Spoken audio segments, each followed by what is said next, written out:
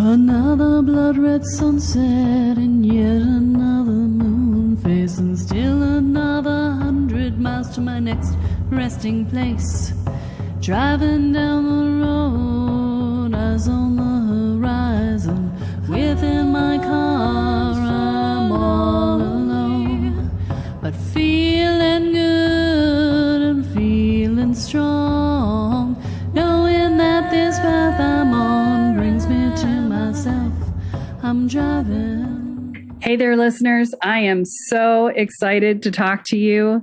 I have another podcast to share with you. We're doing another bonus for you. And the reason for that is because I love this woman. Her name is Shanna, and she runs the Sense of Soul podcast. If you have not listened to this podcast yet, you are missing out. So Shanna and I just have this little love affair going on. But I'm going to share with you her podcast on forgiveness, which I think is a perfect. So enjoy. Hello, my soul-seeking friends. It's Shanna. Thank you so much for listening to Sense of Soul podcast. Enlightening conversations with like-minded souls from around the world, sharing their journey of finding their light within, turning pain into purpose, and awakening to their true sense of soul. If you like what you hear, show me some love and rate, like, and subscribe. And consider becoming a Sense of Soul Patreon member, where you will get ad-free episodes, monthly circles, and much more. Now go grab your coffee, open your mind, heart, and soul. It's time to awaken. And in today's episode, we have Geoff Thompson. He is a BAFTA-winning writer, a filmmaker, screenwriter, spiritual teacher, prolific British author, and martial arts expert. And he's joining us today to share his book on forgiveness, 99 Reasons to Forgive, and Revenge Ain't One. Hi, Geoff. How are you? I'm good, thank you. Nice to meet you. Where do you join us from? From Stratford-upon-Avon. Stratford is the birthplace of Shakespeare. All of the buildings in Stratford Centre are as they were in Shakespeare's time. Oh, really? Yeah. Nice. Thank you so much for joining me today. Excited to talk about your book. And it's something that we haven't talked about in a long time. And I think when it comes to what holds people back, I think of fear often, the fear to forgive. And yeah, I do think it's so important because I think it's such a heavy energy that people carry. Very true. Forgiveness is a complicated and complex subject. My book is offering like a new denotation on forgiveness. The discussion with forgiveness has always been, should somebody be forgiven? And if they should be forgiven, to what degree should they be forgiven? And how many times should we forgive? But it's always presuming that forgiveness means pardon. But forgiveness doesn't mean pardon. We haven't got the power to pardon people as human beings. That's a divine attribute. I don't have the power to pardon you or you to pardon me. The courts don't even have that power, because unless you're contritely remorse, whatever sin is in you is not going to be released. So there's a higher power, a reciprocal, omniscient, omnipotent, omnipresent power that levels the hills and fills the valleys. We don't have that power. What we do have the power to do is to give it over to that power. It's an intellectual distinction, but it's the difference between holding on to something, hoping for justice and fearing that justice won't come, and recognizing that justice is already guaranteed. That's already guaranteed because it's a reciprocal universe. The law of causation settles all the books. So we don't have to worry about justice. Justice will be served. So because we hold on to it and the ego thinks it's got the power, can hold on to this, and I hold the power over whether or not you're pardoned. It's just a delicious bond or entanglement of energy. So between you and whoever it is that you're holding the resentment for. The fear, as you say, of letting go of it blocks energy. It contains energy, fear, anger, resentment, dissonance, these confusions, the need for witness revenge. That is a living energy and it contains light, but it also blocks light. It stops the flow of light. It actually acts as a filter for light. So when I was abused at the age of 11 by a beloved teacher, every decision I made from that point onwards, unconsciously, but every decision I made was filtered through the film of fear. So that energy holds light, it filters light, it blocks light, it stops the flow of light. A bit like some fat in an artery or in a vein, how it blocks the flow and can create physical death. We can create spiritual death. So this book is saying, obviously there's lots of great discussions about forgiveness, but they're all centered around, should someone be forgiven and who should be forgiven? Everyone should be forgiven. Everyone. Because when we forgive, we give it over to a power that knows how to settle the books. And obviously, I'm afraid not to forgive, as I'm paraphrasing Al Ghazali, because I'm afraid not to be forgiven, because I know how many things I've done wrong myself.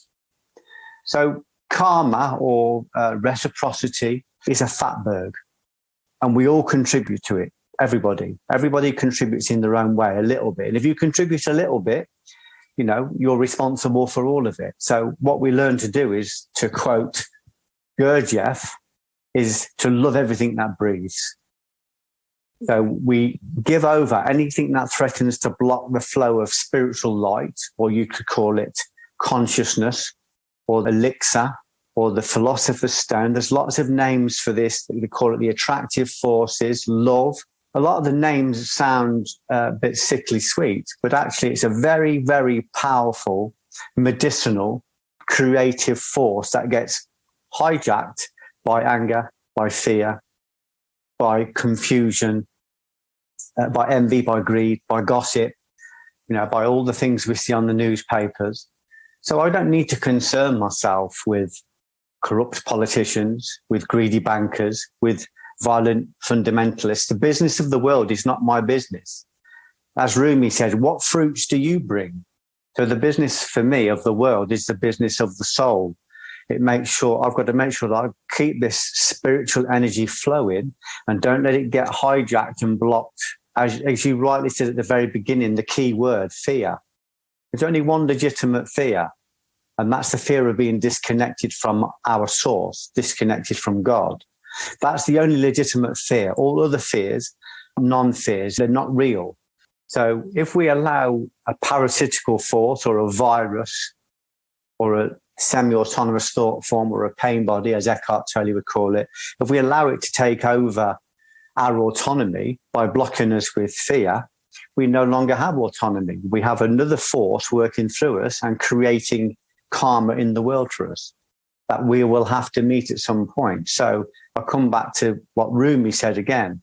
Forget the business of the world. What fruits are you bringing?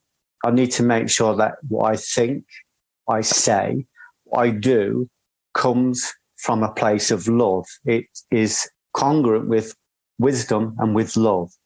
That's the practice. That's the work. And that's difficult because most people can't even go a day without having a negative opinion, without gossiping, without thinking or saying or doing something unkind, even if it's only a little thing, even if it's only like a venal sin, still adds to the fatberg channel, you know.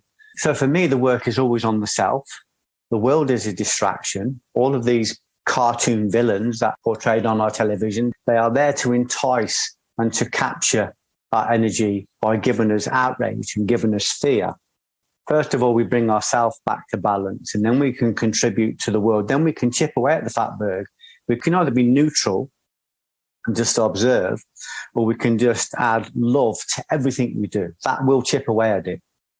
And I feel that when you are basically kept hostage by such energies that are living within you, it is really truly the freedom and the sovereignty that you feel for the self as you forgive someone. So really forgiving someone, I have found, is actually for myself. Yeah, it's always for you because it captures your energy, hijacks it.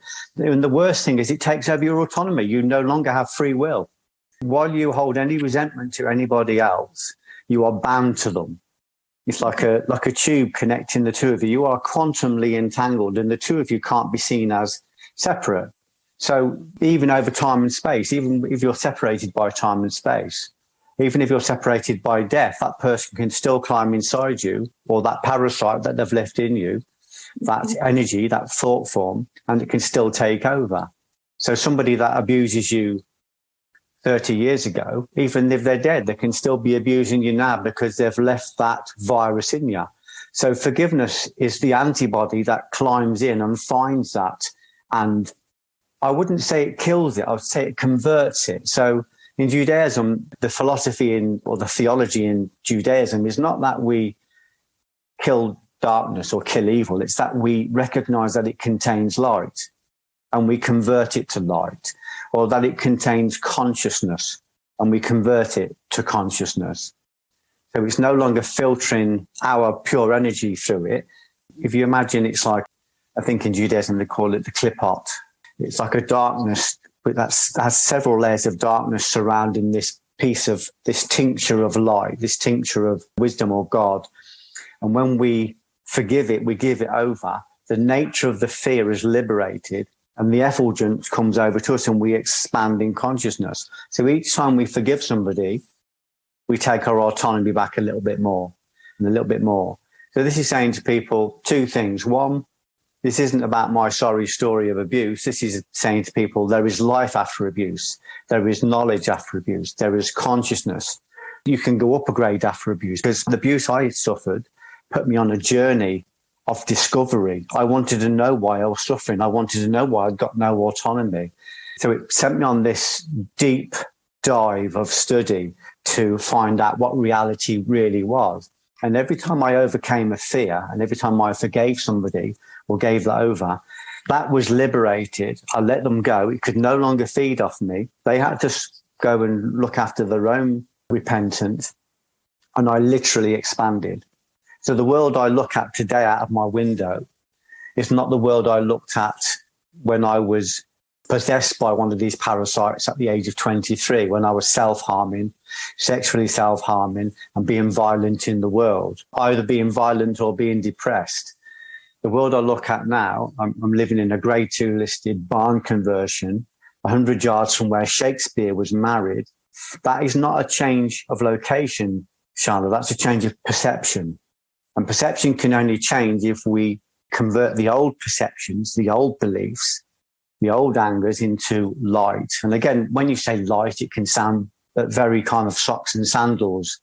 But when you think about it as consciousness or awareness or elixir, this has an absolutely life-transforming power, and it's available to everybody. But at the moment, it's being bled by the vampire of anger, of injustice, or the sense of injustice. But there can't be an injustice in a reciprocal world. There can't be. There will always be justice eventually. So I don't worry about him over there being outed and me having witnessed revenge or justice. I concentrate on the corrupt politician in me. I concentrate on the greedy banker in me, the violent fundamentalists. They are there. You know, some of them, as Krishnamurti would say, are thousands of years old. You know, we've inherited them. This is a genetic curse, but it's also a genetic gift. Because if we recognize that each of these beliefs, each of these angers, each of these outrages contains light, and that light is being consumed in us by these feelings, we can convert that light, have the effulgence for ourselves. We can confront these demons. We can absorb 99% of the darkness so it spills back out and retain the light. That way you can genuinely have autonomy. If you're going to watch the television screen and feel outraged the moment you see this politician or that banker or that celebrity or this person, if you feel outrage or anger or judgment every time you see it, you have to remember that your autonomy has just been stolen. Literally, your causal body has been taken over and it's acting as you and through you in the world. So semi-autonomous thought forms are climbing inside you and they're feeding off the food bank called Geoff Thompson or whoever you are. So we don't allow that. We recognize the rules, we recognize the laws, we recognize that our battle isn't really with people. Our battle is with principalities, to paraphrase St. Paul, with dark forces. They are out there, just like the forces of electricity are out there. And these forces can be seen as an enemy if you want to see them as an enemy, or you can look at them and go, well, if I can convert those enemies, those forces that are in me, I can create light from that. I can actually benefit from this. There is a massive amount of energy in there. So there's some kid out there now who's been abused and been mistreated. What I'm saying to them is all that energy you feel inside you, that rage, that depression, that sense of injustice, that need for witness revenge, that's a massive energy that you can convert now. It's cash in the bank.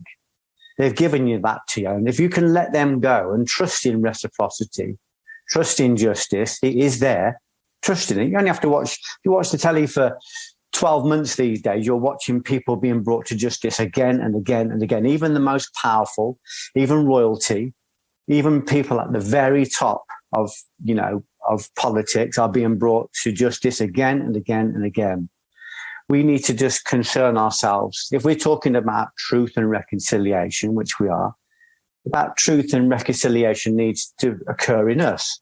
If we're talking about equality, there needs to be an equality in us, not some lower elements and some higher elements. If we're talking about the wealth divide, we need to find that balance in us, because there are parts of us that are poor with knowledge and ignorant, and the parts of us that are rich in knowledge, and that equality or that wealth divide needs to be balanced within us. And when we get that right, the world will mysteriously look after itself. That would be nice. Well, it's there, and I wouldn't ask anybody to believe me. It's not something I'm trying to prove. My word isn't enough. It's something that you need to research. It's something you need to do the study on. It needs rigor, and to do the rigor, you need energy. But where is that energy? It's lent out to the 10,000 things. Our energy is so watered down by all of the mortgages that we've taken out and all the covenants we've taken out with different beliefs, that we haven't got the energy to challenge reality. So the Buddhists say that we first have to recapture all our energy by breaking those covenants. Mm-hmm. Then we have enough energy to challenge perception, to go beyond the stratosphere of old perception and find a new level of living, a new level of belief. And then when you find it for yourself, it's a certainty. In Islam, they call it yaqeen, which means the truth is undeniably right in front of you. Yaqeen is one of the 99 names of God in the Quran. It actually is an attribute of God. In other words, it contains within that little kind of tincture of wisdom, it contains all of God. So when we have certainty about something, nothing can take it away. Nothing can deny it. It's very powerful, but we have to really fight for that. We have to fight against the 10,000 beliefs that are thrown at us every single day that are all subjective, that are all full of anger, that are all full of hate or judgment, or full of self-pity, or full of all of those delicious things that parasites like to feed off. We don't have to play that game. We don't have to go to that party.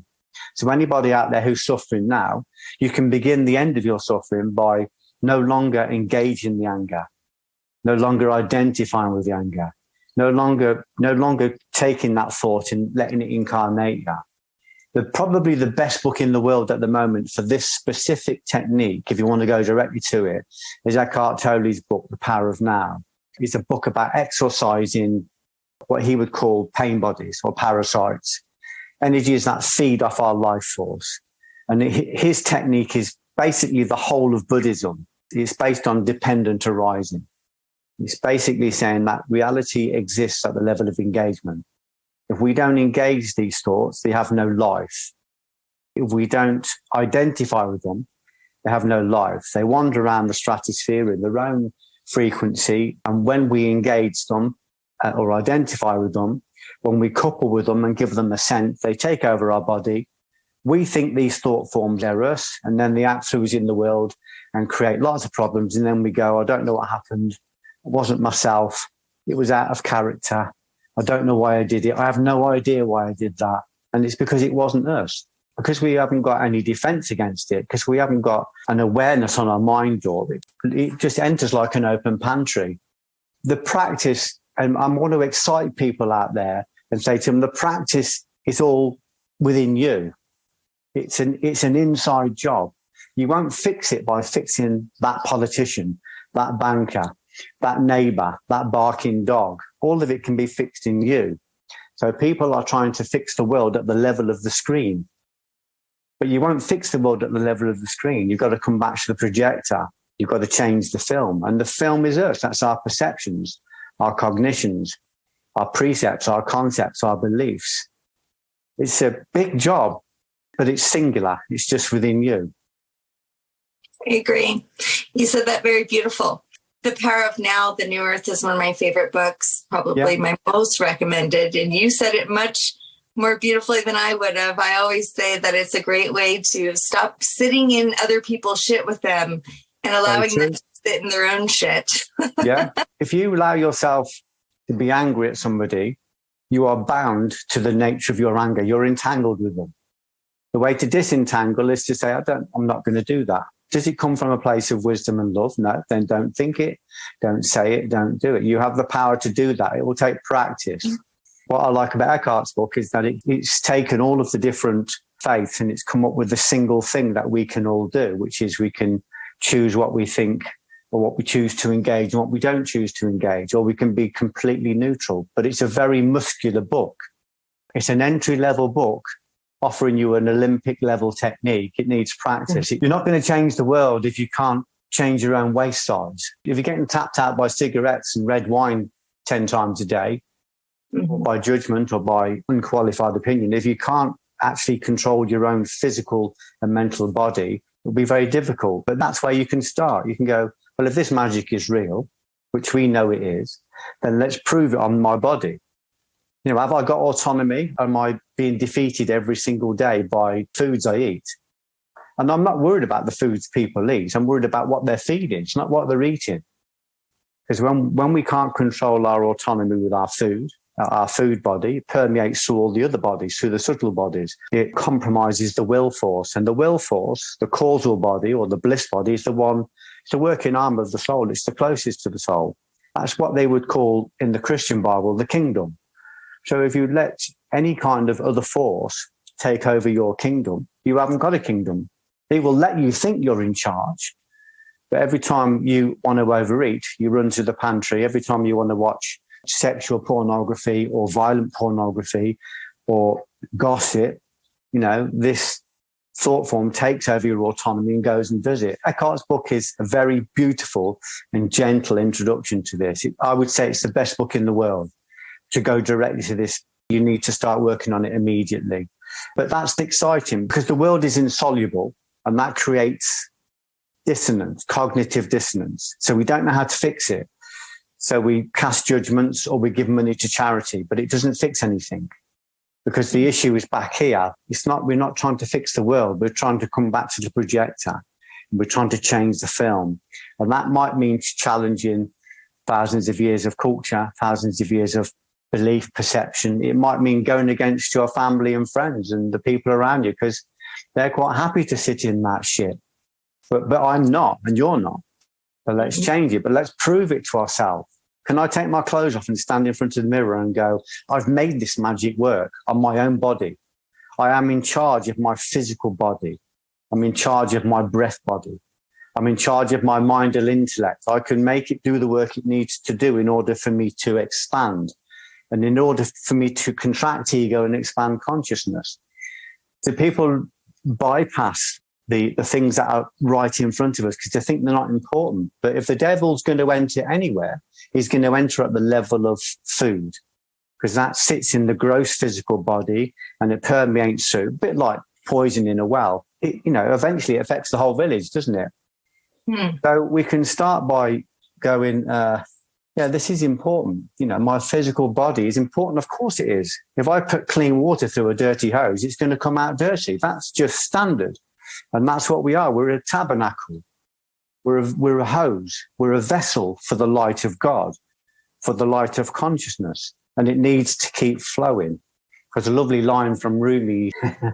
He says, the water wheel receives the water and gives it all away, weeping. That's the only way it stays in the garden.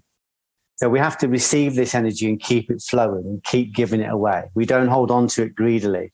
We're not jealous husbands. We keep it moving. We don't let it get polluted by anger, by hate, by dissonance, by confusion. We take control of all our bodies and we go, I don't understand this. Okay, well, that's a great Dharma gate. I don't understand this. That's a Dharma gate. Let's go through that. There's a university behind that gate and we can start to learn. The moment you open that gate, you will be noticed. There'll be angelic forces out there, which are very real, intelligences that will go, this is Geoff, or this is Shanna, this is what she wants to do, and this is what she wants to learn, and this is the pace she can work at, and we're going to assist her. Because it benefits them to assist you, just as it benefits you to assist the people that are a couple of rungs down the ladder from you. So it's exciting for all the people out there who may be suffering, because I'm saying to them, your suffering contains light. Don't keep suffering. Turn into it, investigate it, be curious about it. The brain has a very strange quirk where it can't deal with fear and curiosity at the same time. So be curious about your fear. Be curious about that depression that's stopping you from expanding. Is it really that powerful? How long is it going to sit around if you actually turn into it? If you, instead of running away from it and covering it with medication or with alcohol or with whatever you cover it with, why not turn into it and say, come in, have a sit down, have a cup of tea, stay as long as you want. This is Eckhart's technique, who is the Meister of this. Mm-hmm. Yeah, definitely. And as you were saying this, what's arising as I scan through some inventory of what I may have thought I'd forgiven. Yeah. Sometimes we think we did forgive, or we say we actually do forgive.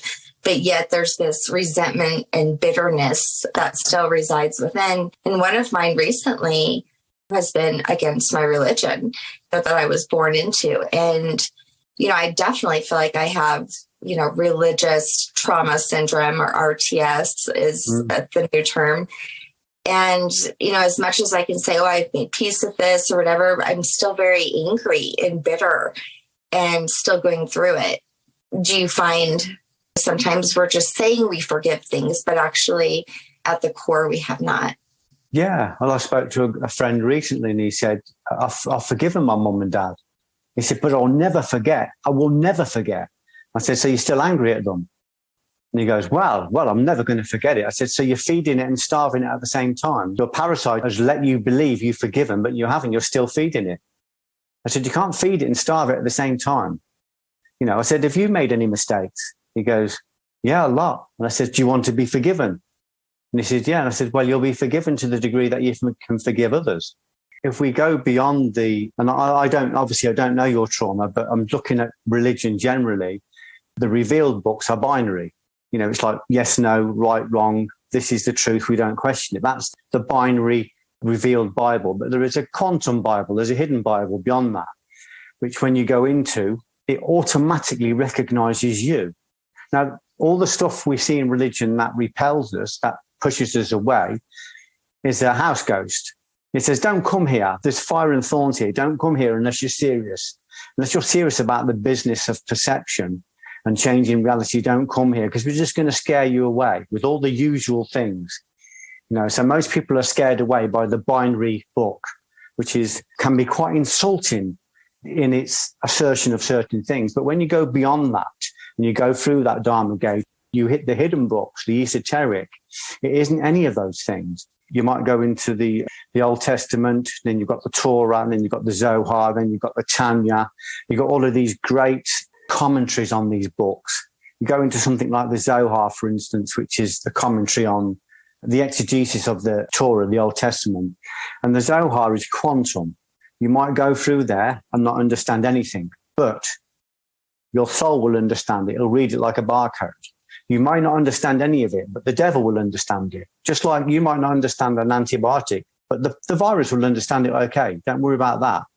So you go into these books, you might read and take 50 notes that are all disparate. They don't really connect. But when you bring those notes together and then do notes on the notes and notes on the notes on the notes, you'll end up with a single concept nucleus, like an acorn that you can open and grow, that has the potential to become 500 years old, 200 foot high and produce another million acorns with the same potential. That's what one single concept nucleus can do.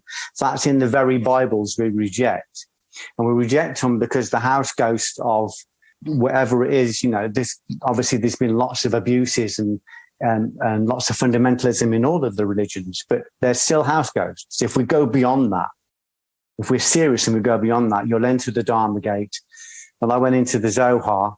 It took me 6 months of full-time reading to finish it. It's 26 volumes. I had 70 pages of notes, which I reduced to one word, breath. But that one word is a concept nucleus. Breath means pneuma, spirit, elixir, the philosopher's stone. It was just a library of more interesting things. So I started to explore that. I started to go into the different levels of breath, like the oxygen in the food, the prana in the breath, which is for the lower and higher soul. And then for the higher soul, you've got the tinctures of wisdom, which you can only get when you've got the lower souls connected. So, this single nucleus led me on to a whole, at the moment I'm writing a book that so far is 450,000 words long, just from these tiny single nucleuses. So if you go into the hidden Bible, all of that stuff is disappeared. It will just say, this is Geoff, or this is Shanna. This is what she needs to see. And your message is hidden in there. Nobody else could find it because it has your blueprint. It has your DNA on it. Literally nobody could find it. It's hidden. It would only be revealed to you. And it will only be revealed to you if you're able to control the ego enough and use the ego energy as fuel for the volition of the work, because it will be very demanding. I would say to people, don't let 3 letters, God, repel you. Don't let religion repel you. Don't let people tell you that religion is responsible for this and responsible for that. That's all house ghost. That's all exterior stuff in a binary book. When you go into the quantum book, into the hidden book, it is magical. It is so mysterious, and it's so absolutely personal and individual to you. And it will tell you what you want to see if you're ready to see it. But you need to be ready for that, because when you see the truth, as Aeschylus says, knowledge is painful, because you're going to look at it and go, oh yeah, I'm not as smart as I thought I was. I'm not as far ahead as I thought I was. That's where my bitterness started. I've been studying the Gnostic Gospels, and Pistis Sophia is really my main study, and I have a whole side podcast on it. Are you still stuck with it? Do you still have a resentment? As I begin to meet a new Jesus, new perspectives, new concepts, and even found some beauty and saw in between the words in the Bible. Yeah. But there's still so much dogma that I feel angry about, and sometimes I still do. But what has been hidden has become my purpose to reveal and uncover. And what voices had been stolen is now my purpose to speak for those who can't, or for those who have lost their voice. And definitely the divine feminine in the Gnostic Gospels, in the Bible, hidden but obvious. Yeah. But there is still some bitterness that I have to work on. This is something that truly, I think that's why, they have termed it as a trauma syndrome, because it is so traumatic. I was going to be this before I was born, for generations and generations, deeply rooted in me. And so I'm going against something that is in me physically, but yet is a burning desire within me to speak on it. And that's why I have my podcast. But it is something that is still within me, because like you said, you have to be quiet enough to listen to the body and saying what's arising in me. Yeah. And as soon as I do speak of it, there is a burning. There's something still very, strong in there. And so in that, they still have me. If you imagine a light bulb, positive force, negative force, and then you put a filament between the two, creates light. Once you put the filament between the two, there's no positive, no negative. There's just opposing energies that are connected by an isthmus. So we have to become an isthmus. While we're still angry, we fall into the left and we're not connected to the light. While we're too positive, too socks and sandals, too sickly sweet, we're not connected to our own dark side. Rumi says there is a field beyond good action and good action and bad action, between right action and wrong action. I'll meet you there. So you imagine good action, bad action, and then this field of light that's created by the soul as it places itself as the isthmus between the two, creates light. To create light, we have to burn. This is something Victor, or what's his name, the guy that wrote Man's Search for Meaning, but he said that those who heal must burn. But it's a literal thing. We have to have the negative and we have to have the positive. But when we connect them together by this filament or this firmament of the soul, when we put the soul between the two, which is what we're doing now, there'll be part of us that really want to do this podcast and part of us that's afraid of it because of all the things it might bring and all the criticism it might bring. When we place ourselves between those two forces and do the podcast, we're creating light. There's no darkness and light in this room. There is just light. There's no good and bad. So the idea is that it's not that we get rid of the darkness and not that we say it has me. We just go, that's still there. I haven't quite got the control of it yet. So I just need to temper my soul or temper my will force a bit more so I can actively sit between those two forces and burn. But to do that, we need to be tempered. And to be tempered, we need to go through the stations of the cross, where we prepare the body to receive this light. Otherwise, we're going to be like, 100-watt light bulbs that are trying to take in 1,000 watts. And we're just going to blow, aren't we? When you were speaking that, I felt this energy move up to my throat. Okay, when you were talking. Yeah. Immediately, I almost felt like I wanted to cry. I mean, you can hear a crack in my voice. Yeah. This is energy that needs to be released. Absolutely. So, I mean, I'm going to push it down just for the purpose of this interview. Yeah. But it is something that is trying to come out in me. Maybe that's all that's needed, that I have to have a good freaking cry about it and let it out. I need to give myself that space. But, if you are present, listen and feel, what's happening within you. I mean, it's all there. Yeah, my throat was just like, I could just, and I wanted to cry. That's the sign of the Holy Dove. The Holy Dove, the Holy Spirit is the feminine energy. It's the energy that comes down and coats the soul. It Christs it, layers it so that we're able to be stronger filaments for the energy of love.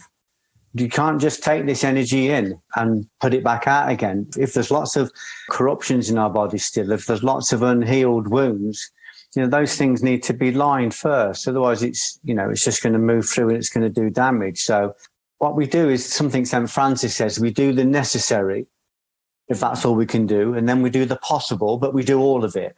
And then you'll find that the impossible will start to look after itself. So you're talking about this energy. When I had that energy, the same as you, it came out in depressions, because I kept pushing it down, or it came out in rage, or it came out in self-harm. It came out in sexual self-harm. Later, it came out in violence. Once I started to control it and see that it wasn't my enemy, it wasn't a harbinger of doom, it was a messenger of hope. Once I started to notice it, so far I've written, 50 books, 15 films, stage plays. I did a musical 2 years ago based on the Bhagavad Gita. I am a prolific writer. I'm a prolific speaker. All that energy we talked about, it's not incandescent. So an incandescent bulb loses 90% of its light to heat because it's incandescent. It just goes everywhere. And that's how I was before. But now I am an LED light. My energy goes through the soul, what I call directional light.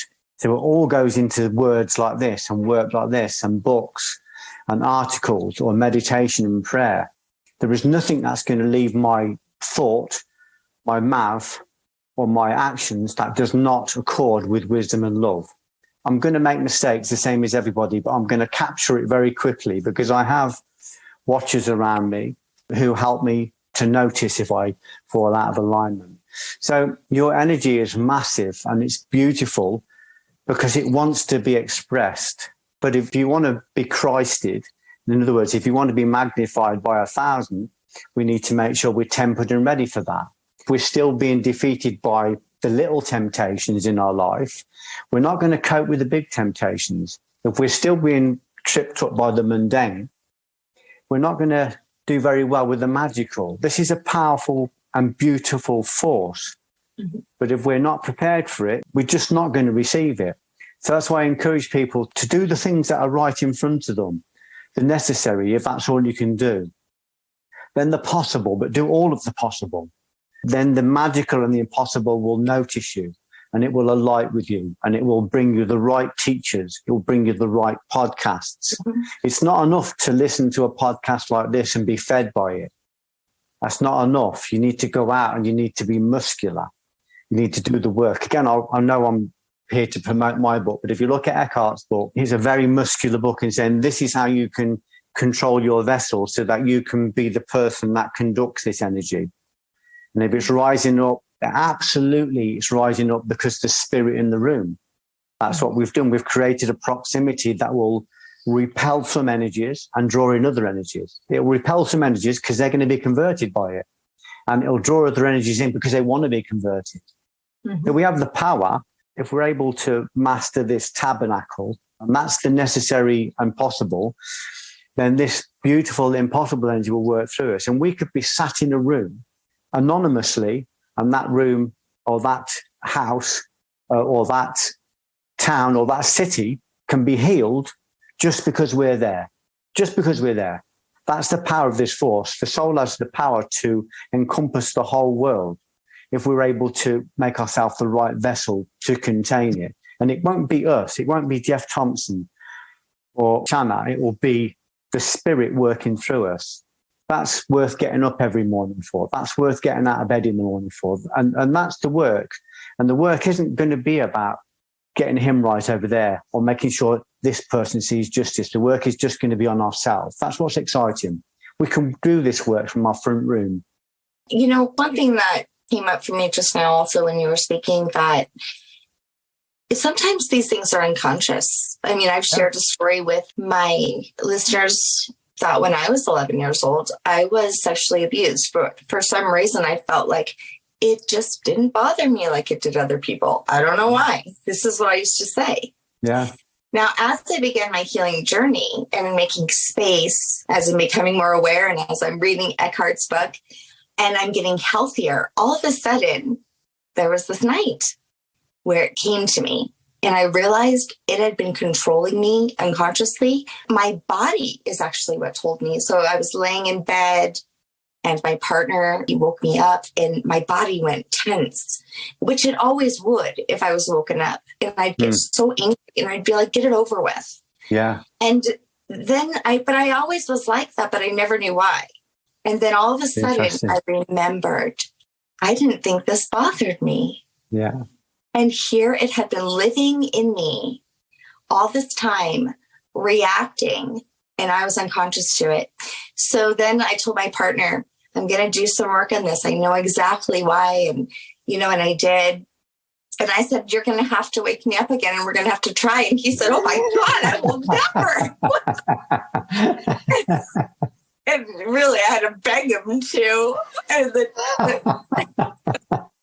it doesn't happen anymore because I know I'm safe. And that's what I said. And he even, validated, we talked about this. He's like, I would never hurt you. I'm like, I know, but my body, the memory, the wound, the trauma had not been nourished. Yeah. It had not been cared for, loved, and forgiven, really, truly. Yeah. And once I was able to, it was just such a big moment in my life. Very courageous. I was free from something I wasn't even aware of. Yeah, that's very true. A lot of it is unconscious because we're afraid to look at it because we don't know what it means. The biggest thing with the abuse I had when I was a kid was confusion. I absolutely was cognitively dissonant. So part of me just abandoned my old self and kind of moved on and then built an armory around it, built a tank around it, built all this war paint in my body and took away all the prettiness from my face because I was a pretty kid and built up this huge body and I could kill in 30 languages. I became a master martial artist because I was unconsciously trying to protect myself. And when I understood it, 'cause I wrote about it, so my individuation process came mostly through the writing, I was able to release it a bit at a time. And every time I released it, nothing was killed. It was just converted. The light in it was a gift. It was converted. That's why they say in Judaism, if you ever see anybody that's harmed you, chase after them and serve them, because they have something of yours and you need it back, and you have something of theirs. So you give them back their parasite and you take back your autonomy. And you do that by injuring them. And you injure them by telling them the truth. You go, well, what you did wasn't acceptable. Even if you only do this in your mind, because whether it's internal or external, it's the same. Everything is connected. So it's more powerful if you can go into your mind. And if it's at a state of like telling somebody how you feel, then you tell them in your mind. If it's at the level of repentance and you've made a mistake like I have, then you go to God in your mind or to your higher soul and you just go, I see this. This happened on my watch. And I take full responsibility and I accept the consequences and I'm contritely remorseful. And I don't do that anymore. And I wouldn't do that again. And I'm asking for mercy. And mercy comes from the old word, I think it's mercicus, but it just basically means exchange. So I'm going to give you my contrite remorse. I'm going to give it over to God and he will exchange it for consciousness. He will take that and clean it and give me consciousness. So it takes a lot of courage to do what you did. I really admire you. And to do what you're doing now, to do podcasts like this, I know from my own journey, because I made a lot of mistakes because I was so damaged. I ended up going into becoming a nightclub bouncer, and I was very violent for a long time because I thought I was protecting the world, but I was just causing more damage. So I've had to really clean that, and a lot of that cleaning was done through what you would call spiritual fasting. And spiritual fasting is no longer engaging or eating those kind of foods, those subtle foods, and also fasting in the sense of charity. So I would go and talk to prisoners in jail, or I'd go and talk to people who were troubled. I went all around the country doing tours, but basically my talks were confessional. My talks were like, this is how I fasted. I said to people, I've made all of these mistakes, but look, I'm living a great life now because I've repented. And to repent means just really means to repair. It means to return to love. It means we've fallen out of alignment. We've become divided and divided again. It means that we're becoming unitary again. It means we're becoming singular. We're coming back to our own geometric point. So it means to repair or to return to love or to find refuge. In Buddhism, refuge is the Buddha, the Dharma, the Sangha. In other words, the teaching, the teacher, and the community, which is what we're amongst. That's what refuge is. So it's really just about this greater energy saying, I want to connect. I want you to reconnect with me. That's what religion means. Religion means, it comes from the word religare. It means to reconnect, man to man, man to his source. So he's saying, I want you to reconnect, and I'm going to help you to remove these blockages gently, a little bit at a time, but you need to be courageous. So we do this talk and write the books and do the films. My stuff especially has been very confessional because that's how I turn darkness so that it becomes a light. Not that it becomes light, but it becomes a light. So I convert the spirit or the spark of wisdom that's in it and I give it out to the world and it is planted like a seed. So what is exposed to light becomes a light.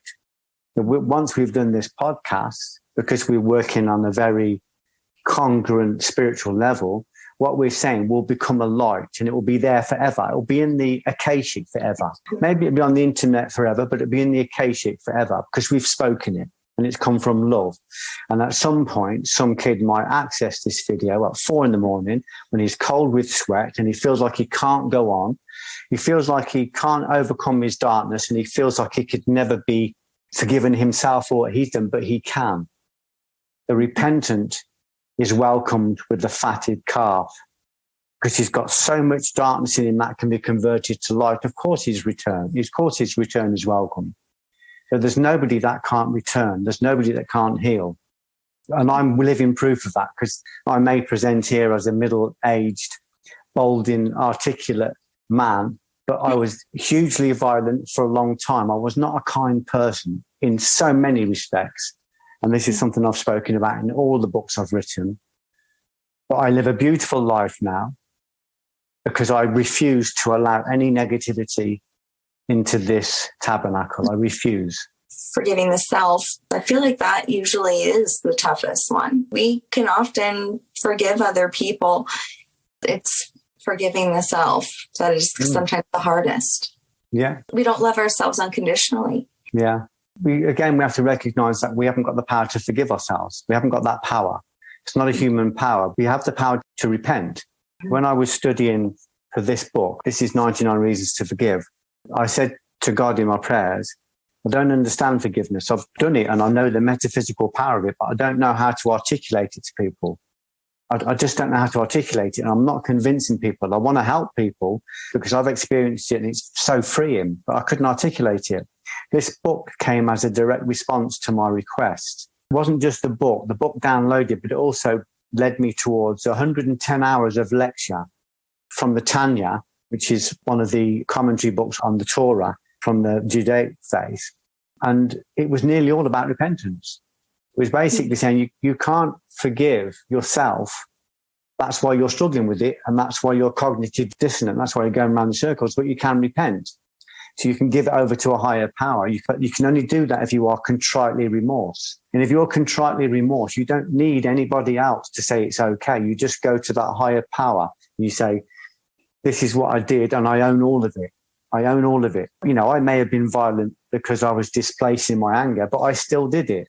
So I own that. I accept that responsibility for that. And then I give it over to him. And then I take whatever the consequences are. And he says to me, this is something from the Zohar, that if you are contrite in your remorse, your sin will be as though it never happened, as though it never existed. So we can wipe it clean, but only if we can own it. So it's like going into the divine plumbing and removing all of the detritus. But to do that, we have to look at it. We have to accept it. We have to say, there may have been circumstances, but this still happened on my shift. I still did it. And I take full responsibility. I'm not going to say, I did this, but my wife didn't understand me, or I did this, but society was against people like me. I'm going to say, this happened on my shift and I am so remorseful and I'm not doing it now and I won't do it in the future. Please guide me. Please show me how I can fix this. And this energy will welcome you back. If you go one step towards it, it will come 10 steps towards you. And the people that have done the most damage have the most potential for ascension because they have so much light to convert.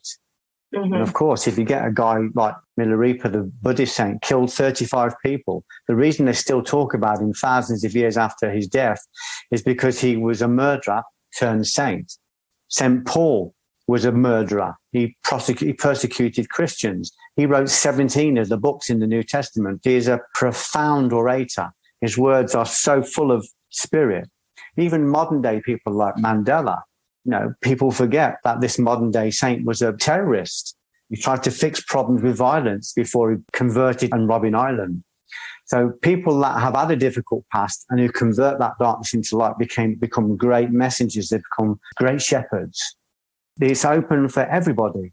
It's open for anybody. If we want to receive this light, it's easy. Just need to make room for it. Easy in principle. Mm-hmm. So everybody out there who thinks they can't be forgiven, they can be forgiven. You know, at least one thing that was good about the Christian religion was that I was so scared to death I'd go to hell. I pretty much was a good girl my whole life. Obviously, lots of the dogma is distorted, but we can go beyond the dogma. You know, we can go beyond all that. We can find out for ourselves, you know, but mostly there is only one legitimate fear, one fear only, and that's the fear of being separated from God, being separated from our source. And God speaks to us then through conscience, and the conscience speaks to us through the sympathetic nervous system. So we feel fear. So that's no bad thing. You know, just like if I touch a hot stove, the laws of heat are going to tell me that's not good for me. I may have to drag my child away from a busy road, and they might not appreciate it as I'm doing it because it might feel like a violent act, but I'm actually protecting them from moving traffic. So there are energies that are guiding us all the time, and sometimes they guide us with divine shocks, but that's for our protection because it's a parental force, just like our own parental guidance for their own children. We fear for them not understanding the fixed laws of this moving planet. So we teach them in any way we can, and we give them a healthy respect, that if a healthy fear, if you do this, this will happen. Fear is a big subject. You started with it at the beginning, which I love, because it is the only subject really, but there's only one fear, and that's the fear of separation from God. And God lets us know that with conscience and through the sympathetic nervous system.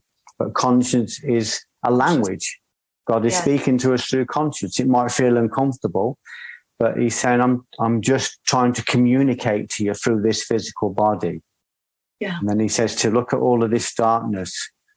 That's what you're here for. You're here to convert it to light. You're not here to judge it, because that adds darkness to darkness. You're not here to hit it with a stick, because that adds darkness to darkness. You're not here to point a finger at it. You're not here to project. You're not here to be outraged. You're here to convert it into darkness. Let's end where we started. Forget the business of the world. The business of the world is no business of yours. What fruits are you bringing? Love, compassion, forgiveness. Absolutely. Absolutely. It's a reciprocal universe. So what we give out, we're going to constantly return.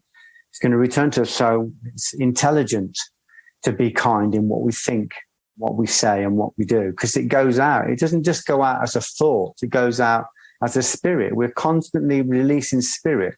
If it's coming through a dark filter, it's a dark spirit.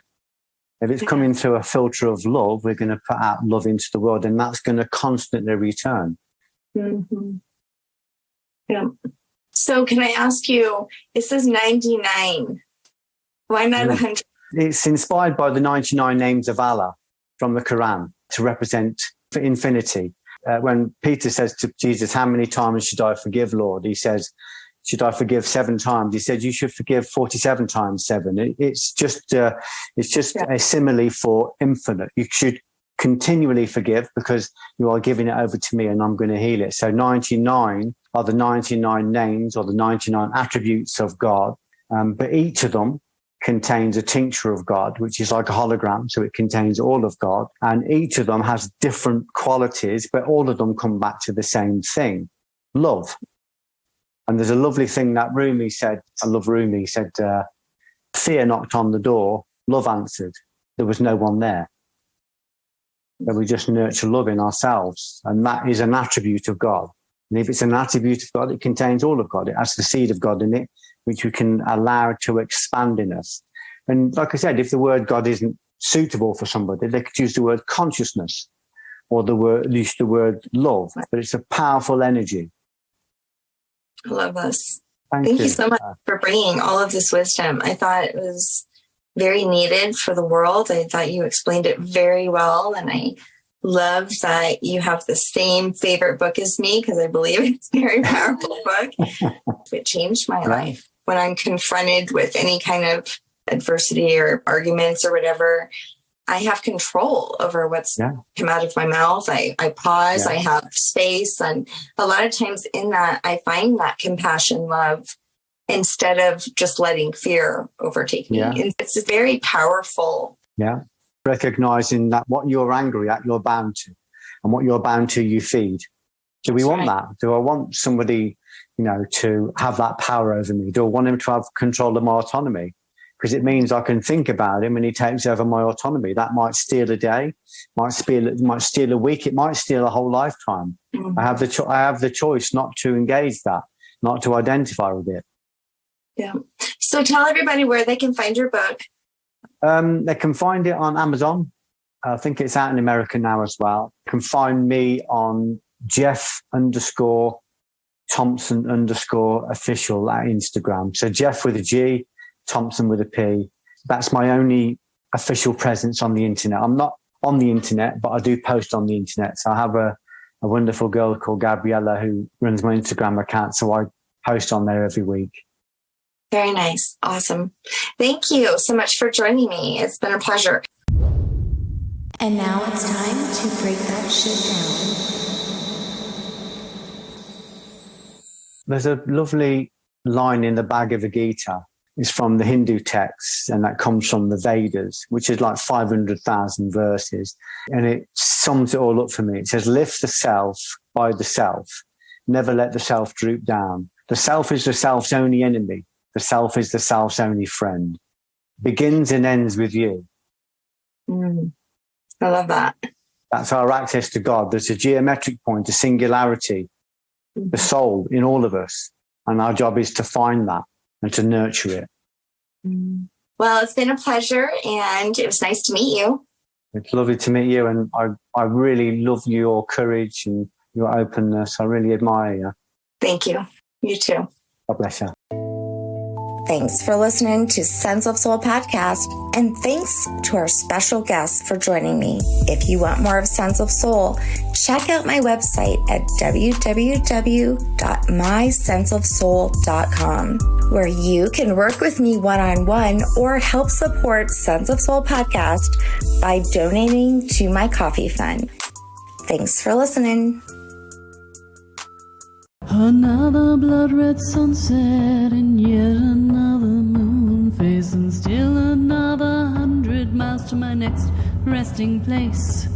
Driving down the road, eyes on the horizon. Within my car, I'm all alone, but feeling good and feeling strong, knowing that this path I'm on brings me to myself. I'm driving, wondering where my spirit